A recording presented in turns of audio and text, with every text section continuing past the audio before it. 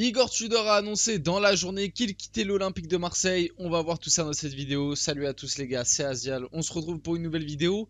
Une vidéo assez spéciale. Assez spéciale pour ma chaîne, assez spéciale pour moi. Parce que pour ceux qui ne le savent pas, je suis supporter parisien. Mais aujourd'hui, vidéo autour de l'Olympique de Marseille. Et oui, assez surprenant autour du cas Igor Tudor. Alors pourquoi cette vidéo ?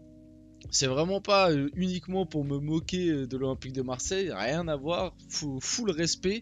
Je suis pas du tout dans ça, même si bon, des fois, un petit peu de chambrage, voilà, ça fait partie de la culture. Mais là, rien à voir, vidéo très sérieuse. Je trouve que le sujet Tudor, Marseille, là, il a annoncé son départ. Qu'est-ce qui va se passer après? Par qui il va être remplacé? Est-ce que c'est une bonne ou une mauvaise décision? Tout ça, honnêtement, je trouve que le sujet est hyper intéressant. Et c'est pour ça qu'aujourd'hui, on va en parler, on va en discuter. Et j'ai décidé d'en faire une vidéo. Bon, comme d'habitude, on va rentrer dans le vif du sujet, pardon, décidément. N'hésitez surtout pas à mettre un petit like, un petit commentaire, un petit partage, et puis on y va dès maintenant, parce que ça aide énormément pour le développement de la chaîne, vous le savez, puis ça vous prend 2 secondes. Bon, ça a été annoncé, voilà, depuis ce matin, bon, ça en parle depuis quelques jours. Igor Tudor, voilà, allait quitter l'Olympique de Marseille, on en parle depuis quelques jours. Ce matin, l'information a été un petit peu plus officialisée, c'est d'abord Foot Mercato qui a sorti cela. Igor Tudor, pardon, décidément, a annoncé à ses joueurs son départ de l'Olympique de Marseille. Igor Tudor a annoncé ce matin à ses joueurs qu'il voulait quitter l'OM. Donc ça, on a eu ça ce matin. Déjà, à premier abord, tu te dis, bon, là, ça a l'air d'être assez officiel. Tudor va quitter Marseille. Puis après, il y a eu l'officialisation d'abord par Fabrizio Romano, puis ensuite directement par le club via une conférence de presse. On va vite fait quand même analyser un petit peu ce que... Donc il a dit, je quitte le club et je le laisse dans de meilleures conditions que celles dans lesquelles je l'avais trouvé. J'ai pris cette décision pour des raisons privées et professionnel, ça on va en reparler juste après, vous allez voir. Je ne pars pas parce que j'ai un accord avec un autre club. Bon, ça c'est un petit peu moins sûr. Peut-être qu'il n'a pas d'accord actuellement, mais on le sait, on va le voir après, que Tudor, il est très courtisé, notamment du côté de l'Italie. Il a aussi dit travailler à l'OM ici, c'est comme travailler 2-3 ans dans un autre club pour montrer que du côté de Marseille, l'exigence est énorme, que les attentes sont élevées, etc.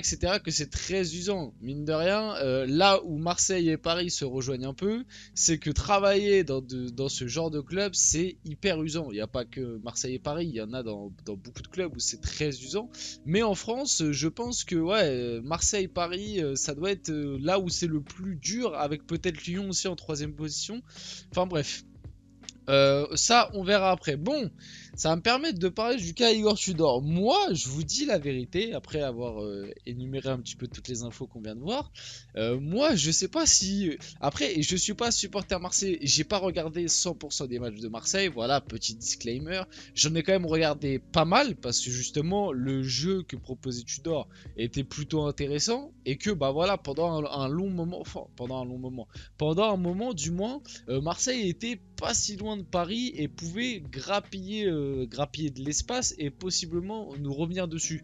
Donc je regardais à ce moment-là la plupart des matchs, et j'ai aussi regardé quasiment tous les matchs de Marseille en Ligue des Champions, parce que justement, bah voilà, t'avais ce petit truc de se dire, bon, tu regardes un petit peu ton concurrent direct, parce que on s'en rappelle quand même, février-mars, Marseille, ils étaient à 6, voire à un moment, je crois, ils étaient même à 3 points du PSG. Donc fallait surveiller un petit peu la concurrence pour voir un peu ce que ça faisait.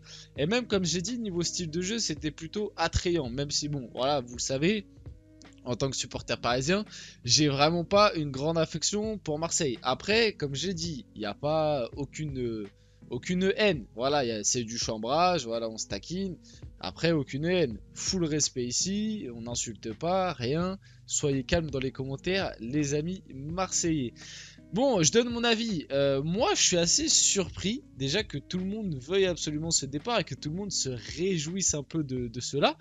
Parce que moi, je suis pas du tout de cet avis. Alors peut-être que vous allez m'insulter et peut-être que je fais totalement fausse route. Mais moi, je trouve que le travail qu'a effectué Igor Tudor sur l'année qui vient de passer, quand on prend en compte que cet été, quasiment la moitié, bon la moitié peut-être j'abuse, mais une grande partie de l'effectif a été changée. Quand tu prends en compte que niveau Igor Tudor, c'était l'une de ses premières vraies expériences dans, entre guillemets, on va dire, un club d'un certain standing, à noter qu'en termes de jeu, la patte Tudor, tu l'as vu, il a mis des choses en place, il a eu aussi, parce qu'on parle souvent des résultats négatifs, mais je trouve malgré tout qu'il a quand même eu des résultats positifs. Ça fait combien de temps honnêtement que Marseille ne s'était pas battu pour le titre? Ça fait combien de temps que l'OM n'avait pas battu le PSG avec la manière? Parce qu'il y avait eu des victoires, notamment je me rappelle celle en 2020 avec la fameuse altercation Alvaro-Neymar, où il y avait eu victoire 1-0, mais tu regardais le match, tu sentais pas Marseille supérieur à Paris. Voilà, c'était un petit peu pas un coup du sort, c'était assez équilibré, mais vous m'avez compris. Là, la victoire 2-1 de l'OM en Coupe de France, il n'y a rien à dire. On ne pouvait rien dire. Le souci, c'est que tu prends 3-0 dans la foulée juste après. Mais malgré tout, oui, il y a eu des résultats négatifs. On peut en parler. Le fait de finir quatrième de sa poule en Ligue des Champions, c'est un gros point noir sur ta saison. Ça, je suis totalement d'accord avec vous. Surtout que tu avais largement la place pour aller minimum en Europa League. Mais après, est-ce que c'est Tudor qui a choisi qu'à la 92e minute de jeu, Guendouzi, il veut dribbler dans son camp, il perd la balle et ils prennent le 2-2 ou le 3-2 face à Tottenham, je me rappelle même plus, je crois que c'était le 2-2. Je crois pas que Tudor, il a décidé, il contrôlait Guendouzi, vous voyez ce que je veux dire aussi. Faut prendre ça en compte aussi, c'est les joueurs des fois qui jouent et qui font des petites dingueries. Aussi pareil, tu peux parler de la tête de Kolasinac, peut-être que voilà, si Kolasinac manque pas cette action, Marseille va carrément même en 8ème de Ligue des Champions. Enfin voilà, il y a la Coupe de France, t'élimines le PSG, juste après tu tombes face à Annecy, tu te fais sortir, ça c'est un gros point noir aussi. Mais pour moi, il y a aussi du positif. J'en ai pas parlé, mais en Ligue 1, t'as battu l'un des records de Marseille. T'as fait l'un des meilleurs démarrages de l'histoire de Marseille. À noter aussi que le contexte a pas été évident pour lui. Il a mis des chouchous du Vélodrome sur le banc. Et moi, c'est d'ailleurs, je pense aussi, l'une des raisons principales pour lesquelles certains supporters sont contents. Parce qu'ils font plus la part au joueurisme qu'au clubisme. C'est-à-dire qu'il y a des mecs, attention, à prendre avec des pincettes, pas tous, mais aujourd'hui on le sait et c'est comme ça dans tous les clubs, il y a des mecs qui sont plus, voire ou autant fans d'un joueur que d'un club. Je suis sûr que dans le public marseillais, dans le nombre de supporters marseillais qu'il y en a qui sont autant fans de Marseille que de Payet. Ou alors l'amour qu'a provoqué l'arrivée d'un Guendouzi l'année dernière pour les supporters peut aussi compter actuellement dans la balance de Tudor. Et moi je trouve que tout ça mis bout à bout, le fait qu'il ait mis Guendouzi sur le banc, Payet sur le banc, bon, il y a eu aussi des petits couacs au niveau du management, mais moi je pense aussi que des fois c'était pas forcément son choix, notamment en fin de saison. Mbemba qui était un peu plus mis sur le banc parce qu'il fallait faire jouer Balerdi, mais moi je pense que ça venait d'un peu plus haut parce que t'as des joueurs qu'il faut valoriser. Mine de rien, on l'oublie assez souvent. L'OM n'est pas, voilà, malgré que ça a été racheté par McCourt et qu'il y a de l'argent, on va pas, voilà, c'est pas non plus un club pauvre, il y a de l'argent, c'est quand même le deuxième plus gros budget de Ligue 1 au coude à coude avec Lyon. Et à Monaco aussi pas loin derrière. Mais voilà, t'as quand même énormément de budget. Sur les derniers mercatos, t'as énormément investi. Mais malgré tout, Longoria est bien connu pour son trading, pardon. Et des joueurs comme Balerdi, des joueurs même comme les Verretou, les trucs comme ça, les Under. Voilà, que des moments tu fais un peu plus jouer que d'autres. Ou même Caboret par exemple qu'ils ont en prêt mais je crois qu'ils vont peut-être lever l'option d'achat, des trucs comme ça. Voilà, t'as des joueurs que tu dois valoriser, t'as des ventes à effectuer et ça aussi c'est un problème, le manque de stabilité à l'OM. On va en parler, mais sur les 2-3 dernières années, combien de fois chaque été tu renouvelles quasiment la moitié de ton 11 titulaire, combien de fois chaque été tu changes d'entraîneur, tu changes de staff, tu es obligé de relancer un projet avec à chaque fois des styles de jeu bien différents. Tu as eu d'abord Villas-Boas qui était un style de jeu assez défensif en tout cas avec Marseille où c'était d'abord l'équilibre défensif et puis après t'essayais d'attaquer. Si je me souviens bien, parce que là carrément j'ai un doute, mais il me semble que Villas-Boas c'était plus ça. T'as ensuite eu Sampaoli avec un jeu beaucoup plus de possession où t'avais énormément le ballon, et puis maintenant t'as eu le style de jeu Tudor très vertical avec beaucoup de pressing et énormément de courses verticales. Donc du côté de Marseille, encore une fois, la stabilité n'est pas encore là. Et est-ce que finalement, c'est pas plus cette stabilité-là qui fait que Marseille perd un petit peu des points dans des moments importants, plus que juste l'entraîneur et ses choix? C'est une question à se poser. Moi, comme vous l'avez compris, personnellement, je trouve que le cas Tudor, moi, je trouve que son départ, c'est plus dommageable pour l'OM. Honnêtement, je vous dis la vérité, je trouve que c'est plus dommageable. Surtout que Igor Tudor, on l'a bien vu avec cette saison, il s'est fait une petite réputation. Igor Tudor est en pole position pour succéder à Allegri sur le banc de la Juventus de Turin.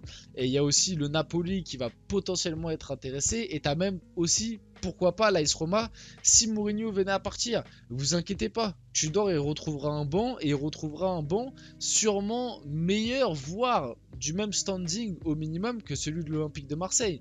Faut pas oublier que malgré tout, comme j'ai dit, il est arrivé dans un climat assez hostile, il s'est fait siffler dès son premier match de championnat, il a mis des mecs importants à l'OM sur le banc, malgré tout, au moins il n'a pas rechigné, il a fait passer ses idées de jeu avant tout, avec au début des résultats, même s'il y a eu des résultats négatifs, moi je trouve que si tu prends la globalité de la saison reste quand même assez bonne.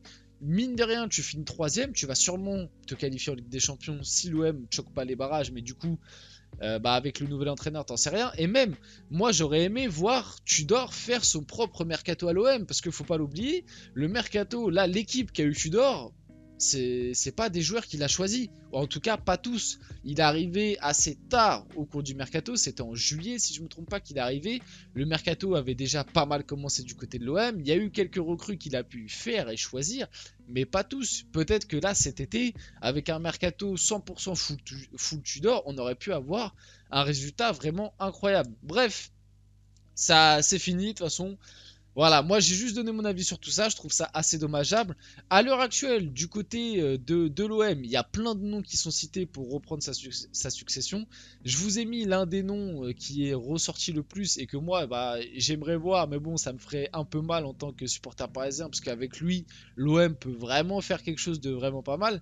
C'est Marcelo Gallardo. Marcelo Gallardo ferait tout son possible, enfin l'agent ferait tout son possible pour placer Marcelo à l'OM, indique Dimeco. On a ensuite cette info. Gallardo figurait tout en haut de la liste de l'OM pour remplacer Igor Tudor. Le coach argentin est libre depuis son départ de River Plate en octobre dernier. Supporter Marseille, vous validez? Je pense que oui, pour ceux qui ne connaissent pas. Gallardo, c'est un entraîneur qui a marqué de sa patte l'Amérique du Sud. C'est un entraîneur avec des idées de jeu assez sympas, tourné sur la possession, le football offensif, beaucoup de buts, vous connaissez. Le football que tout le monde cherche à l'heure actuelle, on va dire entre guillemets. Voilà, un entraîneur qui sait gagner, qui a gagné pas mal de Copa Libertadores, qui a fait progresser River Plate quand il était là-bas, et même Monaco le voulait pendant un moment. Je crois même qu'il était aussi un moment ciblé par le PSG sur une shortlist.